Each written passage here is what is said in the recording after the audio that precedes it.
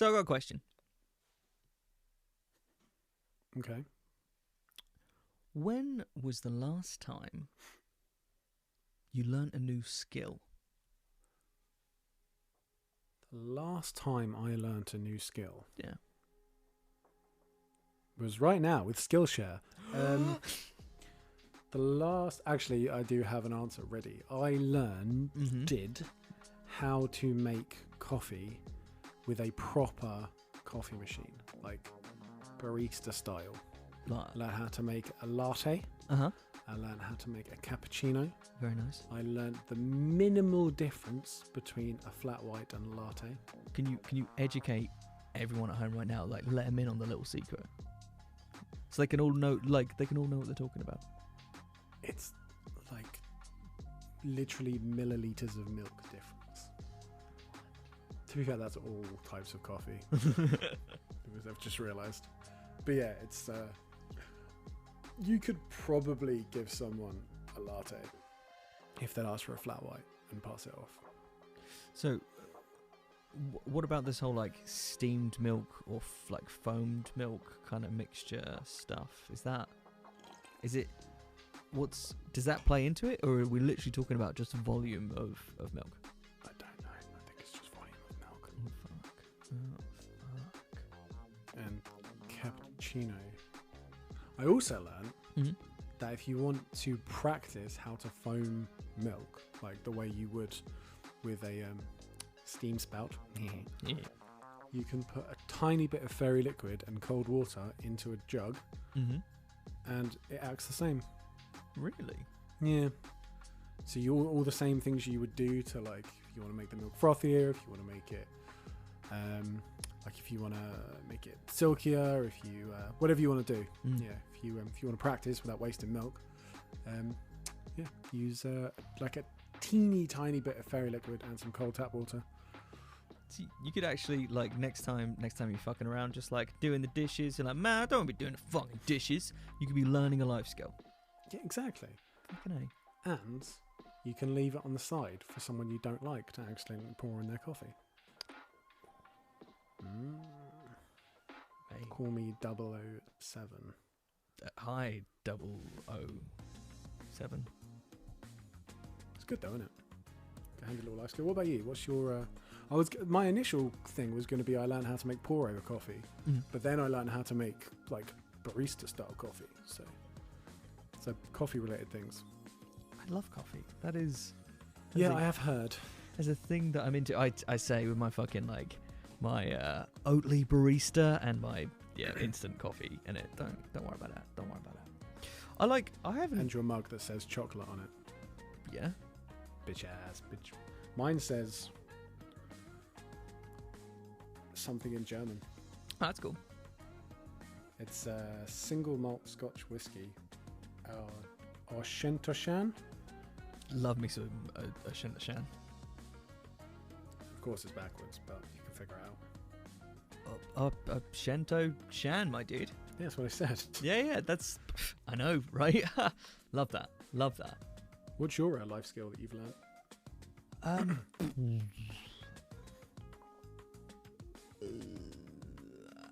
You asked me the question. How did you not have something ready? Well, I got like little stuff, and none of it's like. So, I've had a driver's license for like fucking ages, but I've only just bought. Yeah, but I never fucking drive. I'm terrified of driving. So I've been like driving a bit more recently. I got a car, which is both cool and expensive. Just because like it turns out that people want money when you're like, hey, I want to drive once a week. They're like, cool, man, we're gonna charge you for that like all the time. Non-stop. Yeah, but like even like filling up a car, that's a thing. I had no idea what the fuck I was doing until recently. I'm getting fairly proficient with Adobe Audition, which is cool. But yeah, I'd say that's like on my fucking voiceover hustle. But I'm like learning little micro skills with that. I wouldn't say that I'm like, aha, now I know how to do the thing good. And I'm kind of like, I'm just picking up my bricks one by one at a time, one by one. Yeah. I think with at least with acting, like which obviously VO is, like I think I don't think you could ever learn it as a whole. Like, I don't think you can learn it as like a full. What? Yeah, no, I checked. All those books, they're a lie. Sorry. What the fuck? What the fuck? So loud. Yeah, because it's more like, like you say, you sort of learn little things that kind of all add up. So you might be really, really proficient at one thing, but then you might need to work on other stuff to make the other stuff. But I know what I mean. But like as an actor, you could be really, really good at, say, comedy acting, but then dramatic acting or like stage acting are a totally different world that you might be awful at or might just have zero experience in. And I feel like with voiceover, like you're learning lots and lots of stuff, but there'll always be another thing, like another door to open, another skill to learn. Yeah, I'm feeling quite excited because I'm getting to the point where I'm like, holy shit, I've got a vague idea of how much I don't fucking know, which is like, it's a good spot to be in. I think with a lot of things you sort of start and you're like, oh yeah, I've got this sussed, mate. I know exactly what I'm doing, and I'm very quickly approaching that bit where I'm like, fuck, I know nothing. It's good that you know nothing. What's the difference between like knowledge and wisdom or something? Like knowledge differently. Like massively so as well. That silent K. It's like a whole bunch of different letters as well. Really far away in the dictionary. I can't remember the fucking quote, but it's something on the lines of like, one's about what you know and one's about what you know that you don't know. You know? Profound. Should we actually get into this episode? I just realised that we've been talking for a while and neither of us have been like, okay, time to get that sting in. Welcome to Animus.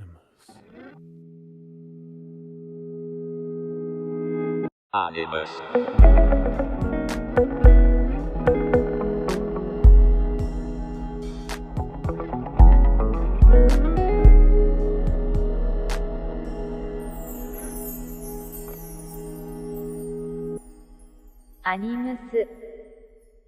So give us the episode intro. Do it. So this one's about what you've learned and what you haven't learned, and have you learned how to make very liquid coffee lately? I think that's the episode title. Have you learned how to make very liquid coffee lately? ? Yes. That's a clickbait title, if nothing else. I feel like our titles, at the very beginning, I think we worked hard on them. Because like the Phantom Menace was cool. Avril versus Melissa Tokyo Showdown. That was cool. But these days we're just sort of like, this is the end of the season one. Numbers. Yeah, I feel like we've got to get back on our graft. And clickbait titles are 100%. That is the graft. Fucking for sure. That's what today's going to be. Have you ever made fairy liquid coffee? Cool. I can see you making a note. This is like for sure defo happening. I was looking at our Spotify. I don't know. We did some pretty good bangers. Season 2, episode 17 was Blue Chewbacca. That's all right. Yeah.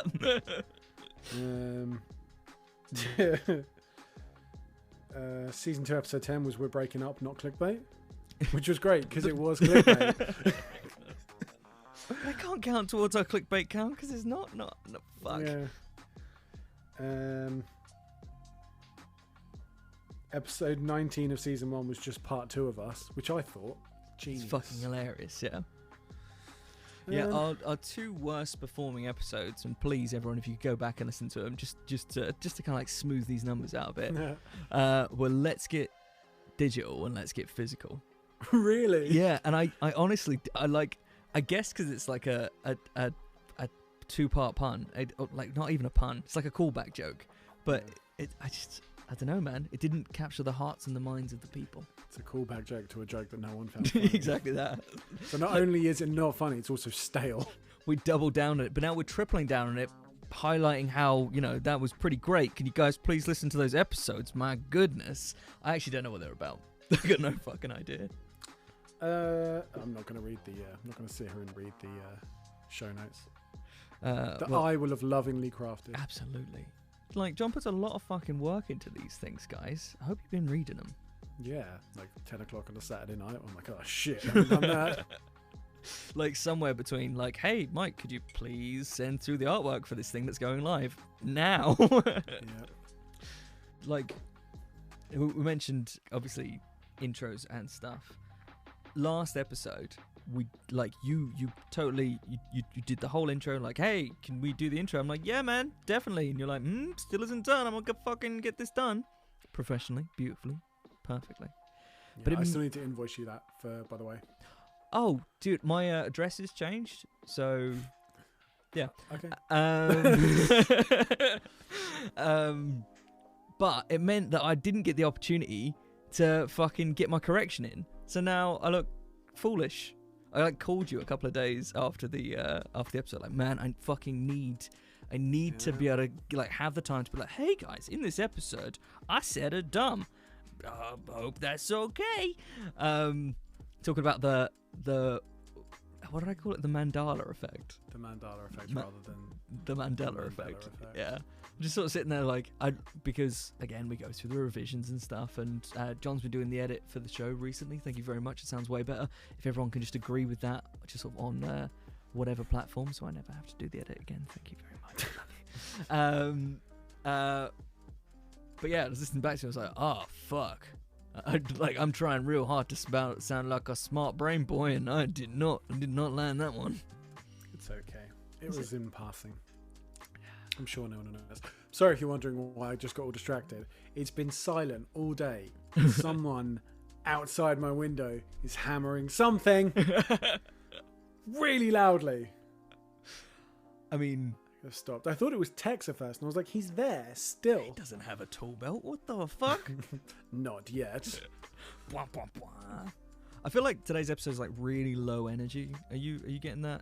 You feeling like yeah? Well, we got a lot of cool. I'm gonna say it. We got big things coming. You got big things, man. You're not ready.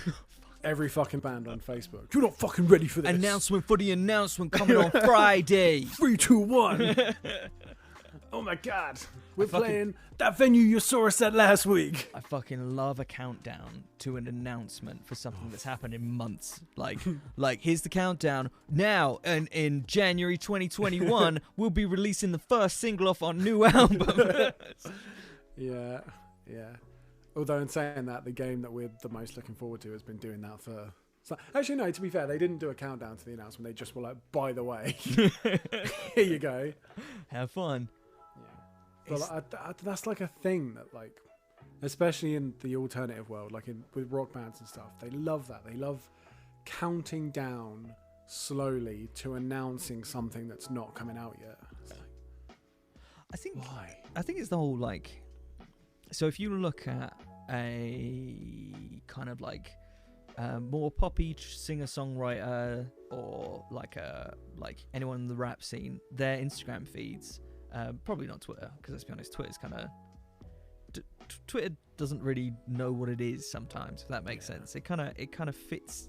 Let's talk about Twitter in a bit. But but they're like a grid of somebody in the more mainstream music world is often filled with just cool shit. Like, I'm having a cool day. I'm at this party. Check out these new threads. Like, here's something. Whereas for metal bands, the feeds are just like, here's some live shots. Here's maybe a behind the scenes of a music video, but unlikely because they're going to milk that as content on YouTube probably. And then countdowns to releases. So like tour posters, live shots, countdowns. That's kind of it. That's a bit shit. Yeah, I mean, I guess it's probably because like predominantly artists in the more mainstream are kind of like, it will be like one artist. So it's not as like, obviously pop bands do exist, but like it's not as often bands or groups, you would say. Yes. It's usually just kind of one person, so you can kind of like, it can be like Bieber getting coffee, or I don't know, Halsey playing video games. Yeah. Whereas like if it was like a band and it was just their like vocalist like at work, you'd be like, what's happening? Yeah, well, let's say it's a 5-piece. What if everyone in the band, every time they've got something cool that's going on, posted it to the central feed? Would that be cool, or would that be shit? I reckon it'd be shit. But okay. Maybe it's just because like, I guess it's because pop artists and sort of like people in the hip hop and more mainstream world are probably like, not to insult the alternative scene in any way, shape or form, but are probably doing slightly more aesthetically pleasing things. Like if you're at sort of number one radio level, you probably don't have a day job. Okay. So like you're probably going to be driving cool cars or on a private jet. Like that's why people follow the pop stars. Yeah. Whereas I feel like, I mean, I could be wrong. People could be like really into that behind the scenes stuff. But I guess another thing with rock music is we sort of love the like mysticism, the kind of putting a persona on rather than. Does that kind of make sense? Yeah. So kind of more. Slipknot's an extreme example, so I'm not going to go for that. But something more like, say, Crystal Lake. Their like aesthetic right now is like a bit of a kind of like futuristic kind of, it's kind of that like ugly synthwave, if that makes any what sense. Everyone's doing. Whereas I guess if you broke it down to the individual parts and they're more like normal chill dudes, if you had like Ryu just like, hey guys, what's up, I'm getting a coffee, hope you're having a good one, that might not gel. And like same with kind of, I guess, like bigger bands in rock music, like I don't know, someone like Kiss or someone like, you wouldn't want to see like Gene Simmons getting his car valeted. Like you'd want to see like the guy in the mask or the guy on stage breathing fire, that kind of. But I guess why do you follow a social media account like separate from the, because again it's like following Brad Pitt. If you like Brad Pitt's movies, I mean, obviously I've picked a bad person because I want to see pictures of Brad Pitt all fucking day. But if you enjoy Brad Pitt's movies, you're not following his Instagram to see like excerpts from them. You're following. Yeah, true. Yeah, I'm just like, yeah. I guess it's just a different world. It'd be interesting to look into more kind of, so maybe like solo artists from, not that there are many, but more like solo artists from the kind of metal world and rock world, and kind of seeing if theirs is more, more in line with mainstream stuff. I don't know. I think it's just because like metal in general, just heavy music, hasn't really embraced social media the same way the mainstream has. I don't know if there's a connection there, maybe. Because it's, I don't know. I feel like I'm sort of like, I'm now playing through my head like what metal artists are actually crushing the social media game, and then you get the numbers off the back of it. And although not a metal band, the greatest metal band in the world, Polyphia, are crushing the game, and they are just putting memes. You were telling me about their was it their manager? Who was it? Oh, what, the fifth guy? Yeah. I don't think we've talked about it on the show.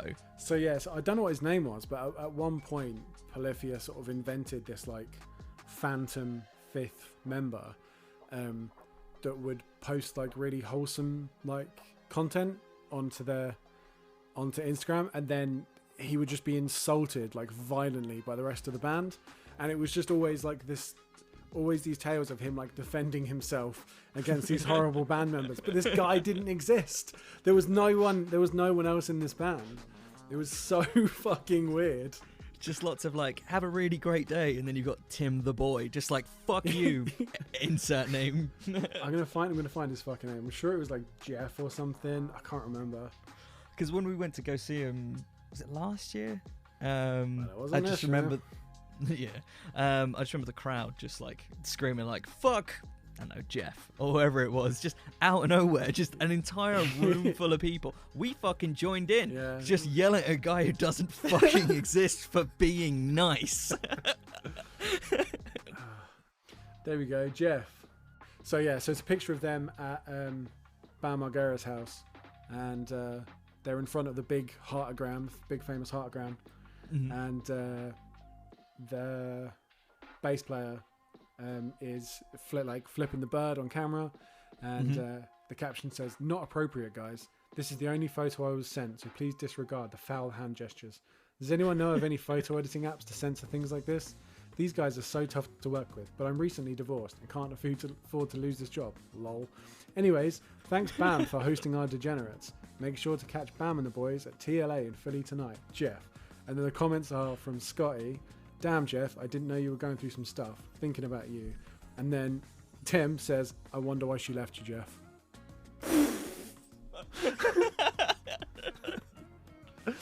I feel fucking terrible for Jeff.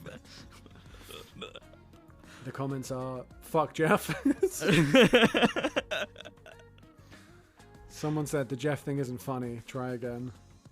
Don't worry, Jeff. Someone loves you. God damn. Fuck. Yeah. But again, amazing. And so much better than 5 days to the countdown for the new countdown, so you can find out about the release date for the thing that may be delayed after we put the single out, and then you'll get a video and then maybe an album, but we will see what happens. Yeah, I've now listened to the new Architects song, by the way. Here we go. Live review. Reaction. Mikey reacts. Well, this is like again, any kind of metal reviewer. There's only like 3 or 4. There's probably 5 words you can pick from. I can either be like, it fucking rips, man, or this shit bangs, or that's so sick, my dude. That slays. What's Fire. left? There's got to be one. It slaps. Oh, of course it fucking slaps. Like Architect's doing bits, man. Architect's doing bits. I genuinely don't know how to give a fucking compliment anymore. That's where we're at. Well done. Like, yeah, like when I see somebody, like when somebody drops a song, like I don't know, like when a Ruiner track comes out, I want to be like, dude, that sounds so fucking good. I am really enjoying the new sound. But that in itself is like, is that enough? Do I have to say it slaps? But even if I say it slaps, does that seem disingenuous? I just want to give praise. I just want to say thank you for the nice new content. Give me some more. More emojis. That's all it needs. Yeah, and that's what it's boiled down to. Is I just send like 1,000 fire emojis just to be like, give me some of that. So here we go. Mikey's live review. It's I really enjoy the sonic dissonance, and yeah, it's really fucking good, man. It's sonic dissonance. Yeah, so you sort of said that it was heavy, but like sonically heavy. It was a very full sound, and yeah, 100%. Like the guitars, like that main kind of like, I don't even know what you'd call it, because it's not a sludgy riff, it's not a genty riff. It's just there's not much to that riff. It's just big. Yeah. And it's like, it's 90% production, but it sounds fucking cool. And then the aggressive, clean singing sounds cool. Yeah, I like it. I like it in the same sort of way that I like the new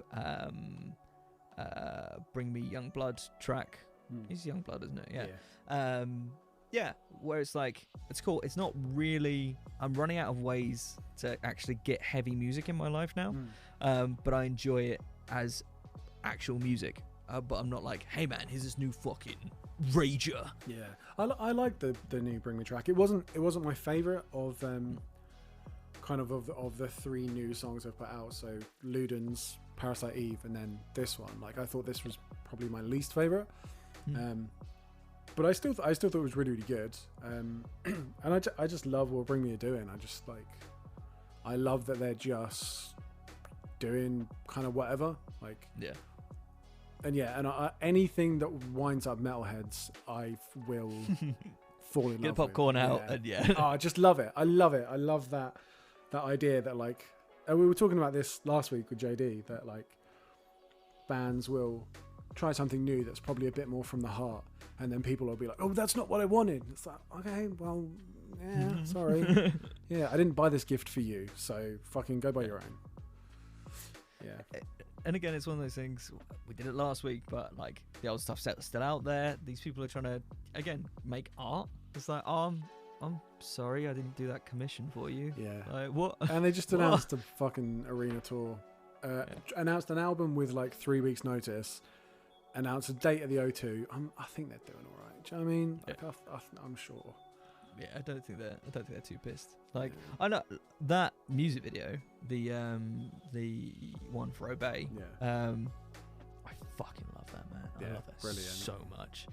And again, Bring Me just absolutely smash out of the park when it comes to their production. Because that kind of like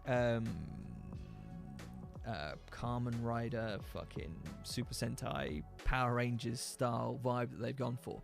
ain't that fucking difficult to do. Yeah. But I was gonna say A part of whatever you. whatever it is you want to take. To be a part of a production or something like that, I'd kill for that, because that'd be so fucking rad. And again, they're just doing what they want to do, and what just so happens what they want to do is fucking dope. Yeah, and a lot of fun. Yeah. And I like stuff like that. I like seeing bands just kind of be their like truest versions. Oh. Yeah, and I think like obviously that's kind of leaning more towards the, I say mainstream. It's not really like. Yeah, it's more so than fucking. This is what the edge of your seat's made for. I don't know, man. You can play that Sunday morning drive time. I'm sure somebody has. Yeah, I'm sure someone has. No, I think it's really, really good, and I like that Architect have, at least on this song, I mean, no idea what it means for an album, but have pulled back on the kind of more technical riffs that is sort of the cornerstone of their sound, like very, very technical riffs and lots of kind of fancy drum work, and really just kind of written a very straightforward song that, as you said, almost kind of uses the production as an instrument. And like, yeah, it's just super heavy, but it's also a really good song. And I think that's kind of a testament to the fact, like, we've talked about this previously when I was taking the piss out of Coldplay, but the more stripped back it is, the more you can attach to the hooks, the more that you can kind of feel involved in the song and feel that you know where it's going in a live setting, all that good stuff. Makes for a fucking great single, because it's the case that people can just connect with it. There's no fucking bar for entry. It's just go get it. And having production that gets music that isn't necessarily so complicated, even though that's kind of what a lot of people are immediately drawn to for their sound. I don't know, I think it's cool, and I think when they go back and decide that they want to do something that's more intricate, that strong production will only continue to feed into the beast that is Architects. Yeah. And yeah, I fuck with that. There was a track, I probably like track 7 or track 8 on Holy Hell. Holy Hell. Seventh Circle.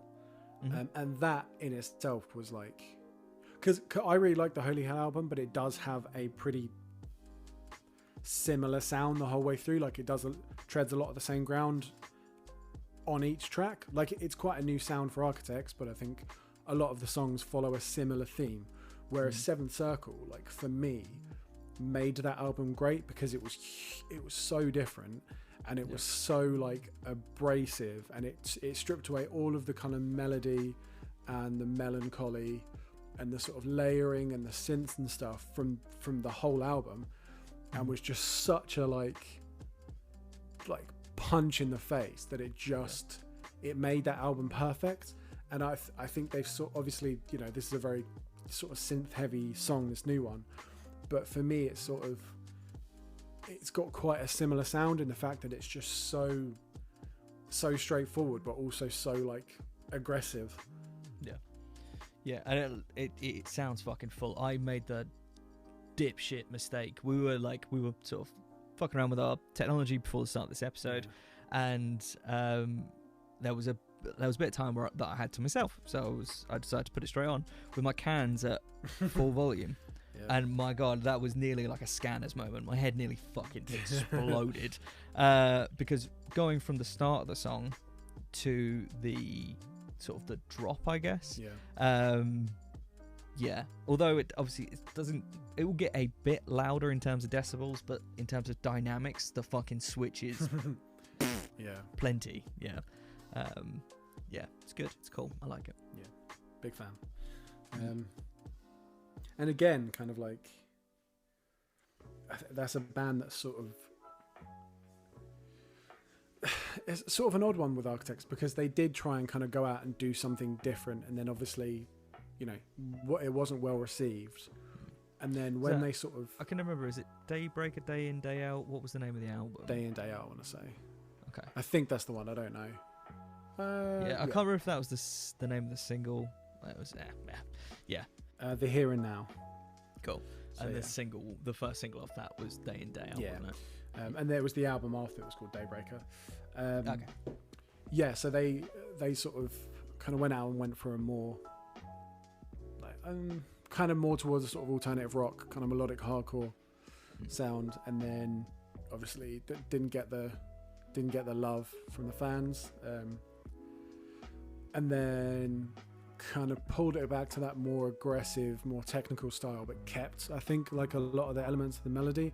And I think, although probably at the time they probably felt like, oh shit, our fans don't like this, they've definitely become a more melodic band, like kind of following that album. So I think maybe, although at the time it felt like a misstep, I think it's definitely a pretty clear part of the journey, if that makes sense, like to where the way they sound now. Yeah, it's definitely fed in. The only thing I will say, because we do make a point about the fact that sort of making big switches often leads to more genuine, sincere music. I actually don't think that. Did you say it was the Here and Now? Yeah. Yeah.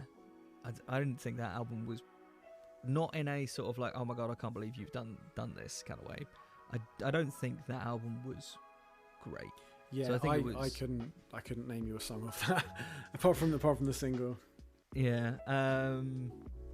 Yeah. So it's a part of the formula is sort of like you're a swing and a miss, although it might feel like the end of the fucking world that day. Yeah. Again, feeding into I think I said the beast or whatever it was, like whatever this fucking monolith that Architects has become. It's worth it in the end. It's a good life lesson, really. Even when you think that you're making missteps, this is how you learn. Yes. Yeah, something. Something. Inspirational. Yes. Yeah. The end. Indeed. Or the end question mark.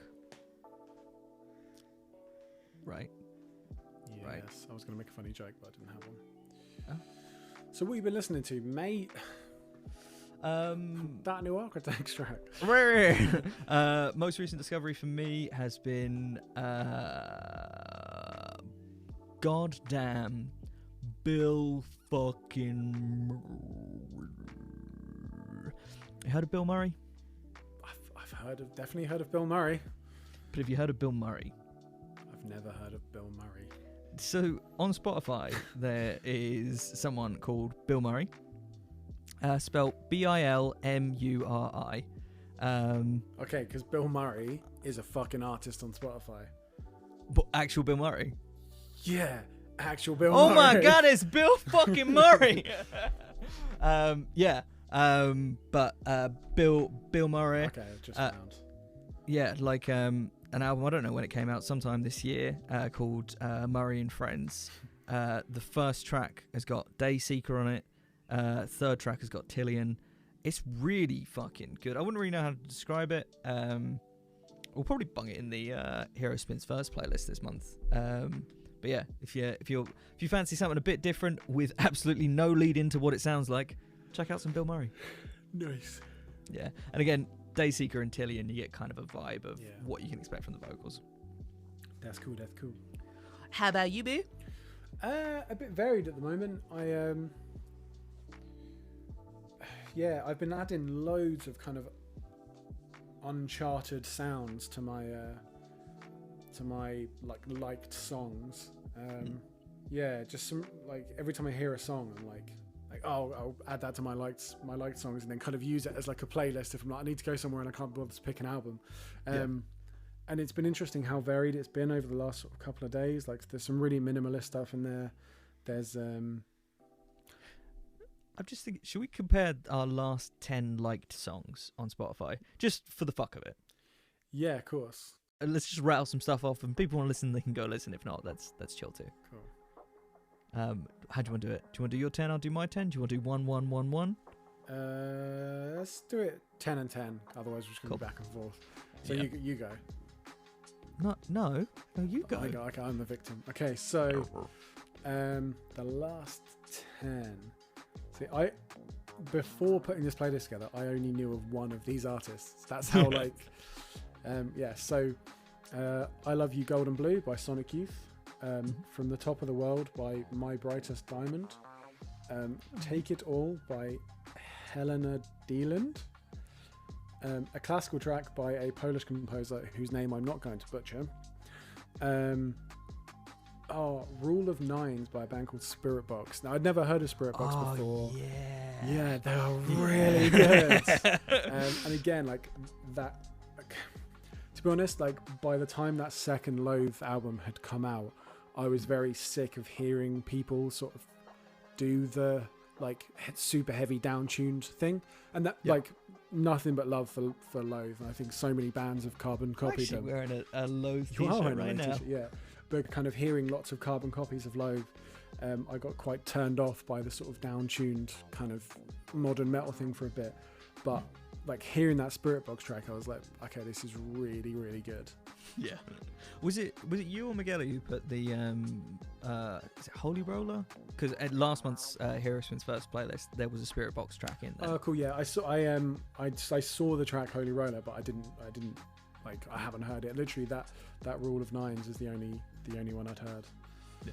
There's a YouTube live video of that track, just the vocalist doing it, and she is a lot better than I am. Nice. Yeah, fucking outstanding stuff. Scarlet Town by, I'm gonna say Gillian Welch.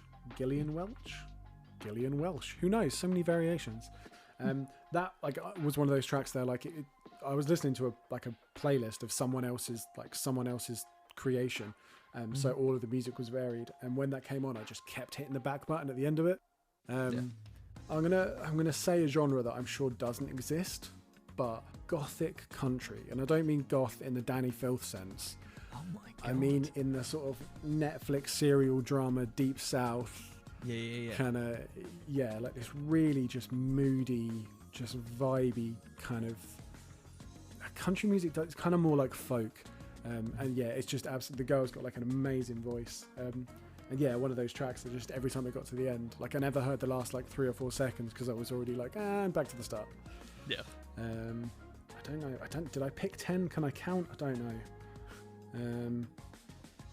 Another one. There was a Grimes track on here that I thought I hit like on. I mustn't have done. I've listened to a lot of Grimes actually lately as well. Yeah. Nothing to do with the fact that she's like in Cyberpunk and all over the soundtrack. No. Absent Minded by Gabrielle Olafs, which is a kind of piano-y sort of classical track. Yeah. I'm thinking as well, should we bang together for the show notes just a playlist of these songs, and we'll try and get them in an order that flows-ish. Yeah. And then a track called Give You Up by Coven, but it's spelled with a K.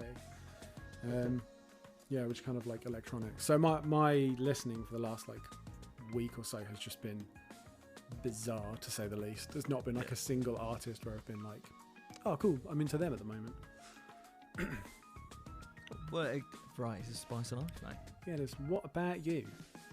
I'll be honest, I brought the screen up, but I didn't read it, but I know for a fact that all I've been using my like list for recently is just to kind of like basically bookmark stuff. Yeah. So the first track on here is okay. I wouldn't normally be like, this is a fucking recommendation. Yeah. So Eastern Lights by Ascent Like Wolves, which is okay. Paralyzed by Elste and James DeBerg. Invincible by Escape the Fate and Lindsay Sterling. The new Baby Metal track, BXMXC, which is cool. Baby Metal was still making music. Yeah, I think their lineup has changed. I think it's now just 2 of the original members. It's still cool. It's obviously it's heavily affected. It's like hyper produced. Yeah. They're on the new Bring Me album, aren't they? Yes, they are. Yeah. I'm kind of excited about the new Bring Me album, which is weird because I can't think of the last time I was like stoked for a new album outside of like Yorushika, which strangely that's coming up very soon. It's not actually next. Next is Chasing (brackets demo), new NF track, which is fucking sick. Love NF. Yorushika's new single, and I can't read kanji, so we're moving on. Oh, I do. I love that one. I love the. Yeah. Let's bang through the last ones. Dreams Are a Light, I Guess, by Green Bull, Sorbet, and Zambonini. Everybody Knows by Sigrid, which is the one from the Justice League soundtrack. Oh, right. Yeah. Honestly, the one good thing about that film, I really fucking like that. Ready to Die by Andrew WK. It's just in there. It's just fucking. Hobbit put a Andrew WK song in the playlist. I had no idea how your worlds would have collided. Yeah, I was just sort of like, oh yeah, I like that one. I forgot that thing existed. And then We Didn't Start the Fire. We Didn't Start the Fire by Billy Joel. No idea how that got in there. Legendary. It's a good way to transition. You've been watching any TV lately, mate? Fucking hell. You were so shocked when I was like, yeah, I'm done. You were like, you just started. I'm like, yeah, but now I'm done with it. Love it. Love it. Best show on TV. Holy shit, that's high praise. Amazon Prime's The Boys. So fucking For good. sure, though. Like, in every conceivable way.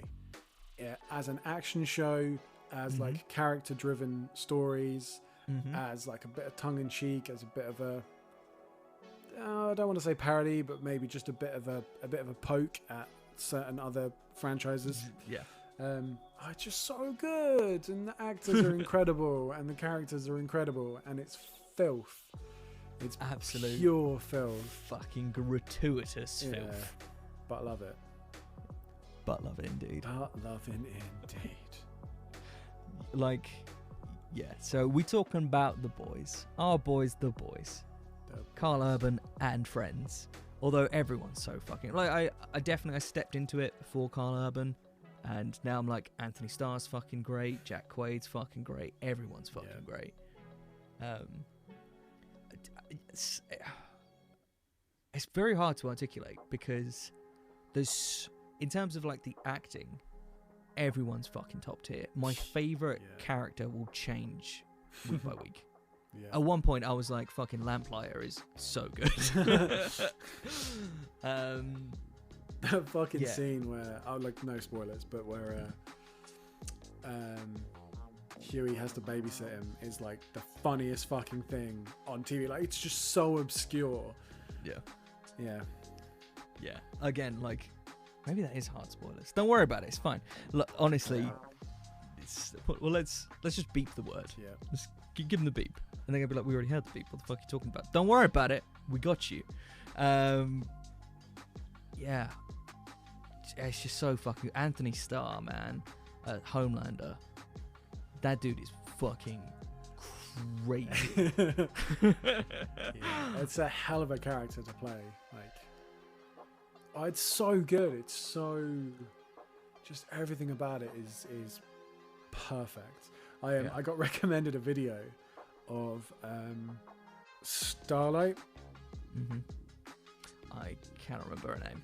The actress that plays Starlight and the actress that plays the female. That's what she's called. He's not just being like, the woman in it, the one. I love how sexist that was as well. You were like Carl Urban, Anthony Starr, Jack Quaid. I'm like, the women that are in it that have names as well.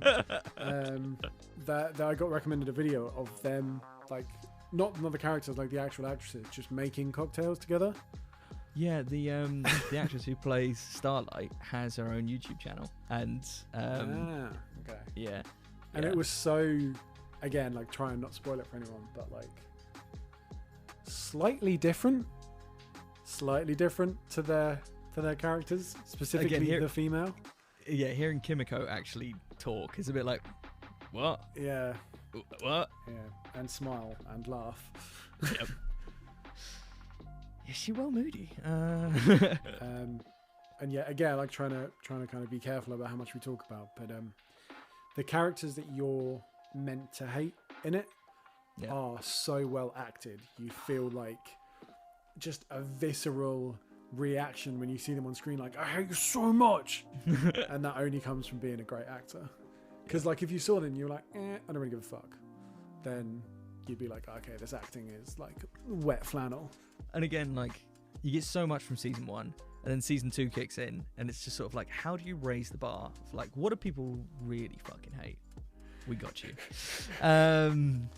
Yeah. So fucking good. So fucking good. Like, very difficult to sort of traverse this without going into hard spoilers, but really fucking enjoying it. Yeah, if you haven't watched it, watch it. If you're under 18, don't watch it. If you're with your parents, don't watch it. If you're with kids, don't watch it. I think this is probably the first time that she's been mentioned on this show, but I have a sister. That's a fact of life. And she's like a really decent person. she's quality well, human being. Yeah, well adjusted, just good. Just like they very exist. different. They're out there. Yeah, very different from me. And she's the kind of person who, like, gratuitous gore and stuff like that is definitely not something that she's interested in. And she's been watching the fucking show. Admittedly, she says she's been watching it from behind the pillow. but yeah, just the fact that she's like, it's gross, and I don't think any of that's really needed. But the writing behind it's so good and the story's so good that I'm willing to endure that. Yeah. Funny. But it is a testament, 100%. Like, there's no way that you catch her watching something like, I don't know, like Saw. And although that's a weird parallel, actually, if you kind of sit down, because like Lauren hasn't been watching it just because I started watching it without her. But like, if it was on and she was home, she would sort of watch it and then just be like, "What have I missed?" So she wasn't watching it, but it was engaging enough that someone that wasn't up to date with it was like, would just be dragged in. Yeah, like, I'm going to watch this. Like, wait, who's that person again? Why did they kill him? Yeah. And like, my favorite bit about it is just like going back, like seeing something and being like, I have to rewatch that. Yeah. Like Baby Lasers. Fucking diabolical, mate. Fucking diabolical. But you'd watch it again. Absolutely. So good. I've been trying to convince my brother. The whole fucking family's coming out on the show today. I tried to convince my brother to, like, no, dude, you need to fucking watch it. You need to see this. Just so I could be like, don't worry, I'll sit down and watch it with you. It's cool. Just because as soon as I finished, I was like, I want to fucking go again, and I can't justify this time. So here's my excuse, and I'm sticking to it. Anything else on your TV, Netflix, Amazon Prime, streaming radar? Yeah, we've been doing the Cornetto trilogy and Friends. We've been doing so we started with Black Books and we went to Spaced, which is the wrong way around, but it's all good. We watched Black Books and we watched Spaced. Then Hot Fuzz, Shaun of the Dead, Hot Fuzz, World's End, Paul. Yep. Then we watched Run Fat Boy Run, which is Simon Pegg and Bernard Black. Oh my god, Dylan Moran. And then last night we watched Absolutely Anything, which I don't know if I've seen Absolutely Anything. So Absolutely Anything is Simon Pegg, Kate Beckinsale, Eddie Izzard's in it, and Robin Williams does like a voice, like a character voice, and it's written by and featuring the Monty Python cast. Okay, now I know what this is. Yeah, because I know what voice specifically Robin Williams does. And basically it's about a guy that gets picked randomly by an alien race to have the powers to be able to do anything he wants. He like waves his hand and then it happens. Yeah, and it's it's very, very similar to The Boys in the fact that it's like, it's not as Hollywood-ized as you'd think. It's a guy trying to figure out what the fucking hell he's supposed to do with all this power. Yeah. And it's a really short film. It's like less than an hour and a half. And honestly, they could have done like 2.5 hours and it would have been hilarious. Yeah. But it's absolutely brilliant. And there's an American dude in it that looks like Joe from Family Guy. And he's in like any American show you can think of. I think he's got like a weird name. It's like Rob Riggle, I think his name is Rob Riggle. That's not like a children's character. I think Rob Riggle. Yep, that's the guy. I know, right? I know. and here's Tiggly Wiggly and Rob Riggle. So he's in. So it gets you an idea for the kind of character he plays. He's in The Hangover, The Other Guys, Dumb and Dumber, 21 Jump Street, 22 Jump Street, Step Brothers. I'll show you a picture of him. You'll be like, that dude. I'm just oh my god, yeah. Rob Yeah. Oh my god, his name's Rob. I'm never forgetting that. That's never leaving my brain. Dude. But yeah, he looks exactly like Joe from Family Guy. Yeah. Which reminds me, Joe from Family Guy, what is Joe from Family Guy's name? Because that's who I thought it was. Patrick Warburton, or Warborn. He and Simon Pegg and The Deep from The Boys are in a new Netflix film called The Inheritance, or just Inheritance. Oh, cool.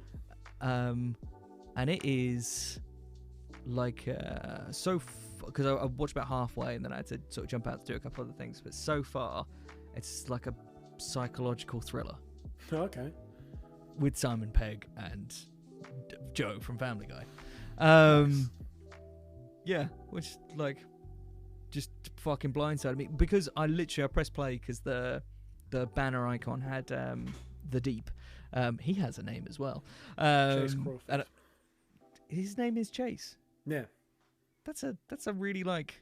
Yeah, I thought he was a country star when I first had that name. I was like, obviously, a guy called Chase Crawford plays country music, but no, he doesn't. That makes good sense. He plays The Deep. Maybe both. I wouldn't be surprised. We're gonna have to sort of do the research at the end to see if he's ever picked up the guitar in the Cowboy can I hat. say Stetson? Oh yeah, that one. Yeah. Oh, my brain's fucking crashed. But yeah. Like so far so good. Like I say, it was good, but not so good that when something else came up, I wasn't able to Yeah. kind of pause it. So half a recommendation. There's a basically we've kind of been doing it in preparation for, he says, googling it because he was ready, Truth Seekers, which is the new new Amazon series. That is, let's have a look. So it's created by Nick Frost and Simon Pegg. And looks like, let's have a look. So it looks like Nick Frost is the lead in it. I think Simon Pegg's in it, but I think Nick Frost is like the lead. Yeah. But it's got Malcolm McDowell from fucking everything, Clockwork Orange. What else Malcolm McDowell in? He was in a film recently as well that was really bad. Well, I think like Clockwork Orange will probably be his like most well-known role if you didn't know who Malcolm McDowell was. But it's also got Julian Barrett from The Mighty Boosh. Okay, yeah. And, I was like, who? Yeah, and a couple of I think kind of smaller actors. But yeah, it's a new series from the two of them. Sadly, not Edgar Wright, but that's okay. He can't be doing everything. I was going to say he's done a fair amount. Yeah, he should spend like for his me time, personally. Yeah, he should spend his time doing a sequel to Baby Driver. Yeah, but not what I was going to say. I was going to say Scott Pilgrim. Yeah. Which, to be honest, would still be great. Yeah. And again, he can sort of line up a whole new wave of actors that we won't know that well, but as soon as they've done one film with him, we'll be like, yes. Yeah. It's just like, I kind of like that it's like a little sort of cult film, like Scott Pilgrim, but it's a real sin that film's not bigger. Yeah, which I genuinely just don't understand, because again, we talked about like being in your own little pocket, but if you'd ask me, it's one of the biggest fucking films ever. Yeah. And it ain't. Yeah, it ain't. Yeah. I'm just trying to find what films Malcolm McDowell has been in recently, because I've seen him in something recently. Dude, he was in I'm really sorry, I'm gonna start insulting the metal scene again. He was in that film that's Sumerian Records did with American Devil? Yeah. Is it American Devil? I really want to fucking see that. Even if it's awful, so I want to see it. It's weird, man, because lead actor in it is American Satan. I've just That's seen it in the the list. Yeah. Yeah, the lead actor in it is what's his name, Andy Biersack, who is super charismatic. Like dude from Black Veil Brides, super charismatic. His name's it's Andy Black on everything else. It's kind of weird because the storyline's kind of interesting, and as I say, like Andy Black is actually a pretty good actor, and his sort of charisma and his kind of vibe is enough to carry it, even if he's not a sort of experienced actor. Because he's fucking handsome and he has a beautiful voice, and I want to marry him because he's so fucking great. Sorry, yes. Yeah, like kind of that one. As a side note, his like solo album under the name Andy Black was actually fucking great. I've got no particular interest in Black Veil Brides, but that is it. Black Veil Brides. Yeah, but specifically his one solo outing was fire. I love that. Yeah, it's the dude's got an amazing voice, but it's got the other, like the supporting actor in it is Ben Bruce from Asking Alexandria, who is not an actor, but sadly gets a lot of screen time. Oh my god, the fucking on Restless and Relentless, maybe I can't remember when it was, but there is either a 3 or a 4 part music video film from Asking Alexandria, and I love it so much, and it's so B-movie. It's awful, and I aspire to make something so Hollywood trash. It's so fucking good, but so fucking bad.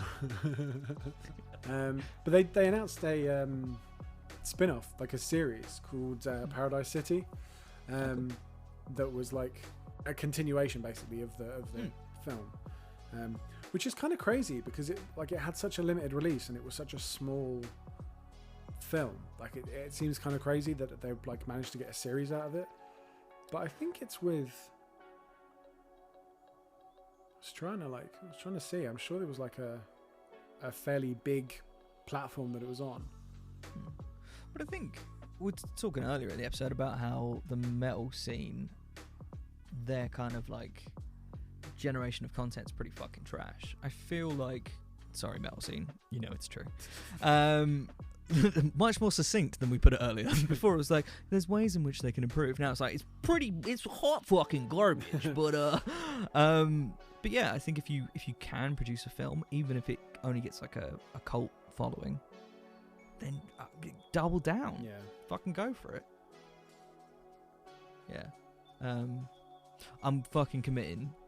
Before this day is done, I'm gonna have watched American Satan. I'm gonna fucking do it. Okay.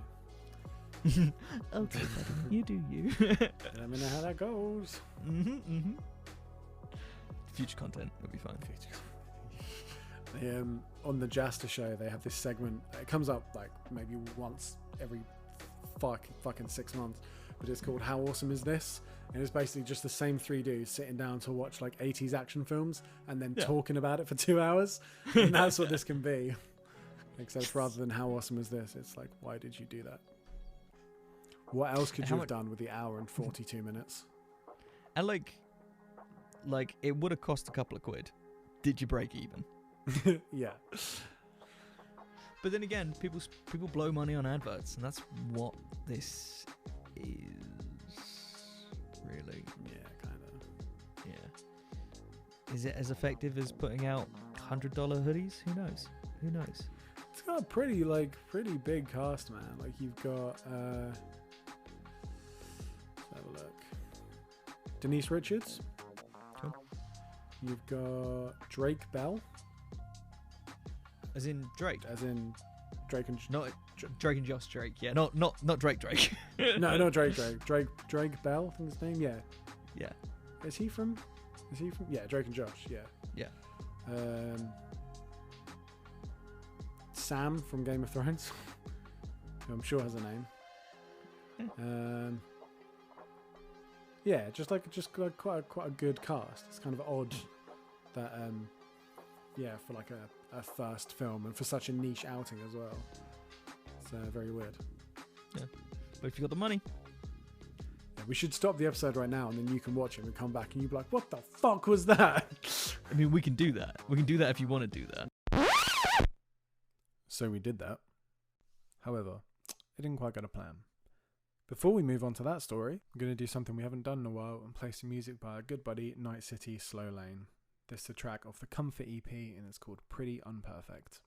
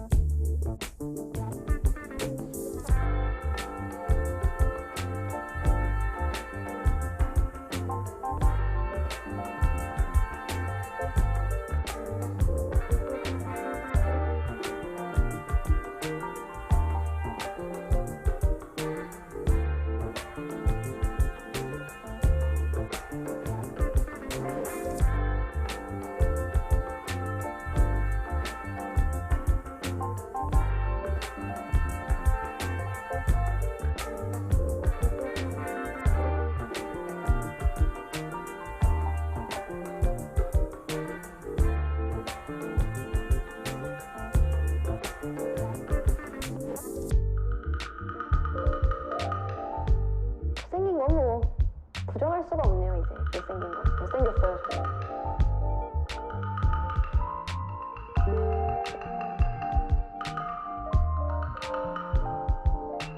못생겼어요. 저 못생겼습니다. 알고 있습니다.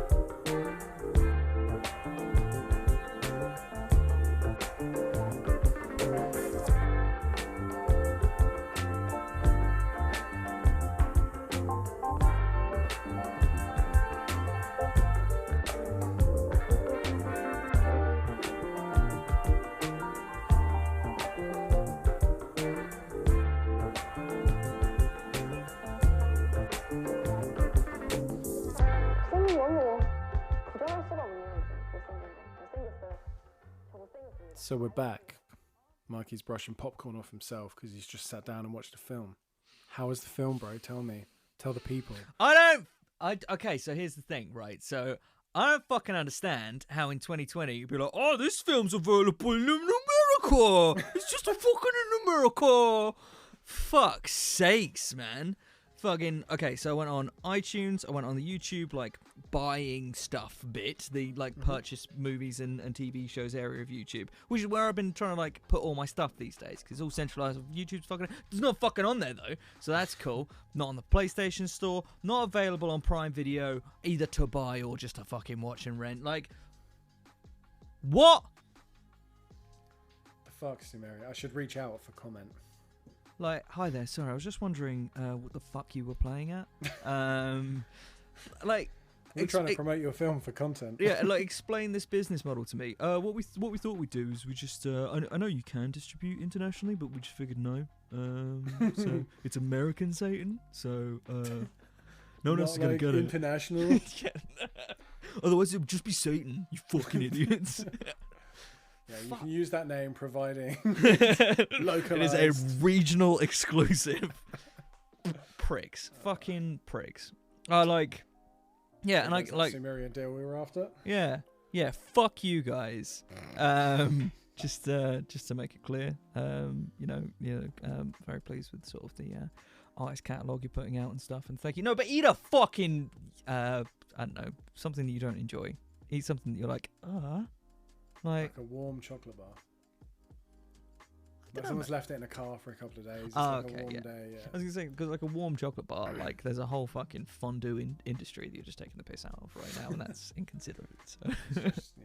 You can take the piss out of the metal scene. You can dunk on like films that people have spent years of their lives on, but don't fuck with fondue, man. Don't fuck with the fondue. Don't fuck with the fondue. I think we found today's episode title. When was the last time you made fairy coffee and don't fuck with a fondue? I like it. Very nice. So there we go. Today's lesson, if nothing else, is distribute internationally. Yeah. I truly don't. I appreciate that licensing deals are complicated. I'm not poo-pooing that, but I don't feel like this needed to be. I don't feel like there were so many studios involved, and there were so many like distributors that were unable to come to a fucking an amicable, lucrative conclusion. Yeah. Like, because my option now is if I want to see it, illegally stream it, and I don't Not want that to you're do going to that. do that. No, that's not my thing. I'm like, You like to support. yeah, and let's be or honest. have access to things. It's just not fucking worth it. I was gonna buy your stupid ass fucking film as a joke, but no, I'm not fucking doing that.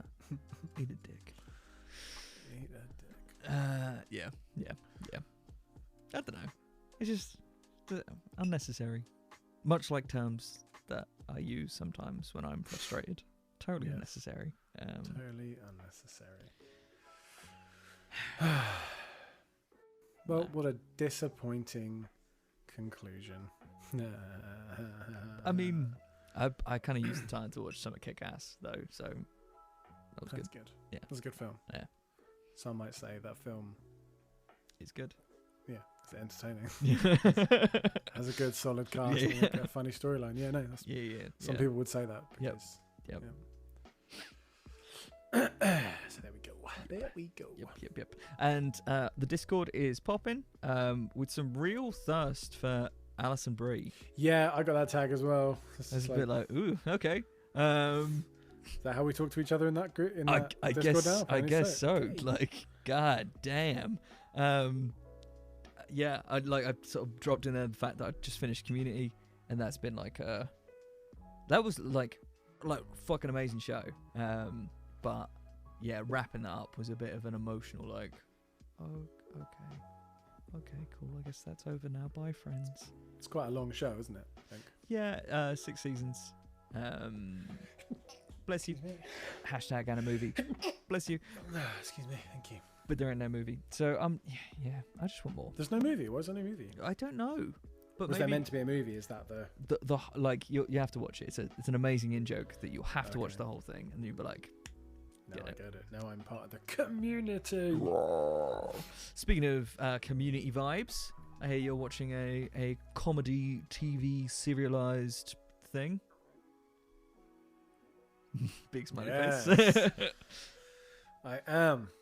Mikey, my dear friend, got me into the world, the wonders of Kim's Convenience. It's so good and it's so pure. I say it's so pure. Season 1 was pure. Mhm. Bits of season 2 were pure. Then that kind of second half of season 2 into season 3 has gone a little bit like cringe humor. Yep. Which is a bit of a bummer because like every episode of season 1 was like, I feel so good watching this. And now now it makes like the jokes make my spine tingly because everything's so awkward and there's people like putting their foot in their mouth so often. But it's okay because it's still a very feel good show. Yep. And every time we watch it, we're both just like, who's your favorite character? Like, I don't know. I don't know, man. I can't. I love them all. They're so great. and again, it's another one where it kind of chops and changes. Because I think if you'd asked me early on, it would have been sort of Mr. Kim himself or one of the family. But every now and again, it's kimchi. Like I'm just like, I love you so much. Yeah, I thought kimchi was kind of like although it's a comedy, sort of like the comic relief character in season 1, and then like after a while, I'm just like, actually, no, I really like him. Yeah. I think Shannon is hilarious. I think her level of like awkwardness is so relatable and so funny without it being like sort of Ricky Gervais foot in mouth, like world open up and swallow me kind of thing. Literally, as soon as you said Shannon, it's like I have mental triggers. I just imagined Mrs. Kim saying Shannon's name, and there's just something about it that is just beautiful. It just it resonates through my mind and brings joy. I love that show so much. Like I needed another reason to love Canada. Yeah, it's real fucking good. Yeah, it's on Netflix. If anyone wants to watch it, that's how you watch shows now, is when international distributors and platforms because it's come shot together. In Canada, and yet we so can it's watch like a it Canadian show in the UK, which is like pretty crazy. novel idea. I mean, that could really catch on. Yeah, man, imagine if people started doing that. Like you could like you had like a show and it was like made somewhere, and then in another place that wasn't that place where it was made, you could like watch it. Oh, that'd be fucking cool. Or buy it. Because I've heard anything. I've heard a lot about this whole anime thing. I'm really excited for them to maybe one day bring that over here. Cause, that'd be so cool. That would be so fucking good, man. Yeah.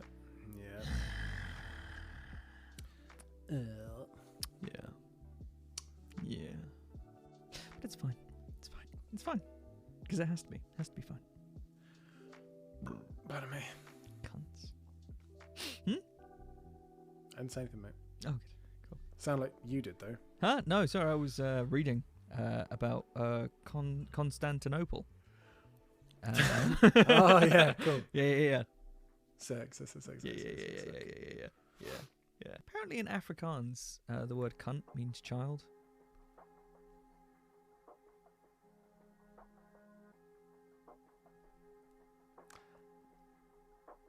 No, I don't think I've got anything for that. No, it's just international global fact. Have you got like a reason why you know that? Yeah. All right. Fair enough. Yeah. So off the back of Community, I was feeling withdrawal, so I've been watching the John McHale, who's the guy who plays Jeffrey, who's like one of the core cast in Community. He has a clip show that's on Netflix, which is thoroughly okay. It's like Fair enough. It's like okay, but one of the clips was a South African kind of like TV show, kind of like Neighbours kind of vibe, and just somebody picks up the phone and they're like, "Hello, cunt." And it was nice. It was like this sweet old lady, and she was sort of saying, "Hello, child." It was very That's very, very funny. yeah, and and he was saying like, it makes sense. I'm basically talking about his two cunts at home and stuff, and it was all really funny. That's hilarious and awful and hilarious at the same time. Yeah. So the more you know. The good thing is that you're supposed to, like on the show, we've been sort of, for the most part, bleeping out one word in particular, but you can't bleep it there because I'm just bringing international facts. You as the editor for this episode are gonna have some very difficult decisions to make. Cut the segment. Yeah. So there's no episode this week. I don't know how you're hearing this, but if you are. So, other than The Boys and Kim's Convenience and Community. No. I was going to say leave the people with a show to watch, but if you haven't watched any of those, watch those. There's plenty, and also Star Trek Discovery is back, so get on it, my dudes. Get on, my dude. Yes. Yeah, I saw the ad on Netflix. Yeah, I don't want to go into spoilers for anyone who's like into it and not seen it yet, but there is another show that I won't say how connected to Star Trek it is, but fairly connected to Star Trek. That the new season of Discovery seems to be like directly copying. So I think that's vague enough for anyone who hasn't seen it to be like, what the fuck are you talking about? And anyone who has to be like, oh yeah. But it's still really fucking good. Like really good. And it's one of those Is it things. the Orville? No. Although that would be. Have you seen any of Orville? No. I can bleep. Okay, I was gonna say I can bleep it if that's what it was. No. But that like weirdly good TV, because I thought it was just going to be a straight parody, but it's not. It's actually well written. It's a show worth watching. It's not just skits. What show are you talking about? I can bleep. Which is also written by. So you're gonna have to beep that entire bit. Who's the guy who made Star Trek? And if I forget to bleep it, and you don't properly listen to this for the mix notes, it's on you, not me. Oops. But all I was gonna say is they've introduced a new cast member, which is a bit of a scary thing to do in season 3 of something, and he's so far so great. Like Season 3?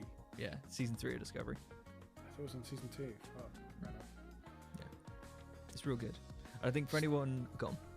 I was going to say Star Trek's always one of those things that I've always wanted to dig, but I think it's just because it's so vast. It's like, where does one start? I think I started watching Discovery, and I don't think I stopped watching it because I didn't like it. I just don't think I got round to picking it up. It's the episodic thing. If you're not like hooks in, then it's easy to drop. Although I'm supposed to say, dude, start with Next Generation and stuff like that. If you were thinking about giving Star Trek a spin, start now and work backwards. So there's Picard on. There's lots of Picard that you'll be rewarded for knowing Next Generation, but it works on its own. And Discovery. If you're gonna give it a spin, try those two. I would be surprised if you're disappointed. Cool. Is it coming up on bedtime? No, not at all. I mean, probably, yeah. Well, it's been a very entertainment-focused episode, this one. We talked about a lot of music. Mm-hmm. Talked a lot about shows. Mm-hmm. Haven't talked about video games. But I reckon we're overdue a full video game episode, because I feel like there's a game that you just wanna unleash onto the world. I mean, is like a plague going through the Discord. So, yeah. Which you would all know if you joined the Discord. Do the thing. Click the notes. Yeah, click the notes in the show link. Yep. Or click the link in the show notes. Whatever makes you happy. And we'll have that playlist of like our 20 most recently liked songs on Spotify in there and stuff like that. Actually thinking about it, I want to talk about that game. I want to talk about some of the voiceover stuff. I want to talk about some stuff. We've got plenty of content.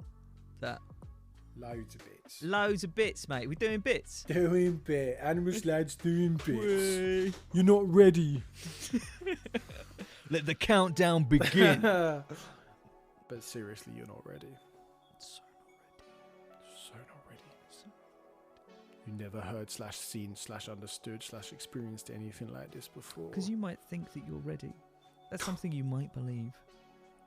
You would be a fool. Because you ain't ready. There we go. Yeah. We need a video segment. That sassy head flip was flip. What? God damn. Cool. Yeah, I think we're there. Have a really fucking great one. Have a fucking good week. Yes. And let us know if you end up watching The Boys on the back of our recommendation, or if you've already watched The Boys and you just want to vent about it, hit us up. Mm-hmm. We will discuss it spoiler free. Beep. That's all the episode will be. Yeah,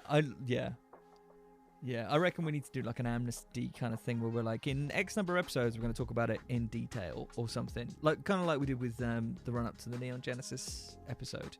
Because I'd love to have by that point. Yeah, I'd love to have a spoiler chat. I like a spoiler heavy chat. We'll bring on a few people. Like we should probably bring on Rocco for that, because he was like in season 1. He was like, "You need to fucking watch it." I was like, "Yeah, no." Yeah, Harvey, I think, was my like first introduction to it. Mm. Well, no, that Slayer video was my first introduction to Yeah. it, and I was like, "What the fuck is this?" And then Harvey was like, "Dude, you need to watch this fucking show. It's like the most violent thing I've ever seen." I was like, "That doesn't sound like my thing." Yeah. And then I watched it, and I should have listened to you, Harv. You're amazing. Thank you. He knows what's up. He fucking knows what's up. Harvey's ready. He's so ready. Ready for all them bits. All them bits. Bless him. Yeah. And again, like I think that's the thing that put me off is it just looked fucking gratuitous, and I was a bit like, later. Yeah, but it's so much more than that. You're not ready. You are not ready yet. Yeah, go watch The Boys and then hit us up and be like, what? So good. So good. And then just fucking listen to Billy Joel just all the time. Yeah. Because it's a fucking piano man. So we should get permission to play some Billy Joel. That would be dope. Probably can't pull that out of the bag in the next few days, but if you could, hit him up as a guest. So the Discord want you to reach out to Alison Brie and Billy Joel. Perfect. I got nothing else on this week. Nothing important. That's fine. Let me just focus on that. Cool. Next week's guest. I hear I'm really fucking good at talking to press agents. So. There's a story for another time. Probably sometime after, like, quite a few episodes time. We'll loop back around to it. But next week's guest is another cool one. You are, like, really pulling it out of the bag here. Yeah, until I run out of guests, and you're the guest for the episode. And today, it's you. John Hawkins and Mikey Russell talking to Mike Yeager. Yes. But you have to do a different voice every time. Oh, yeah, for sure. One of us asks you a question. I was talking to my mate Jordan, and he was sort of... I don't know where... Like, there's been a couple of videos where I've been talking about Mike Yeager, and the changing the voice thing is something that Jordan introduced really early on. It's like, yeah, but like Mike Yeager sounds okay, but like Mike Yeager sounds like he knows what he's doing. I'm like, okay, then I guess it's Mike Yeager. At Mike that Yeager. Dude's got 12 hours to stop a bomb from blowing up the president. So, whereas Mikey Russell can just about turn a fucking computer on and off. Yeah, nervously. Yeah, exactly that. Oh, okay, guys, cool. Yeah. Right, that was a hell of a segue. But yeah, next week's episode is gonna be awesome. I hope you guys enjoy it. Have a good week. Peace.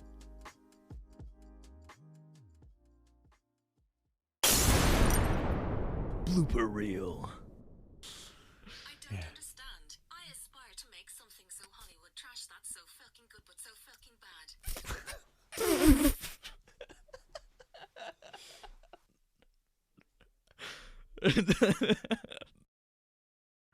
Fuck off. I got like 40 minutes in and I was like, this is fucking shit. Oh, you didn't finish it? No, I'm not gonna watch that. It was honestly, his acting is so bad. You grab some popcorn. Go watch a bad movie. You'll hate it. Trust me. However, before we move, Like, boop, boop, boopa, boopa. This is the boopa wheel. Not that one.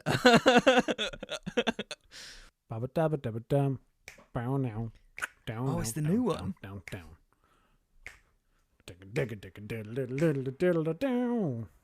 That can go at the end.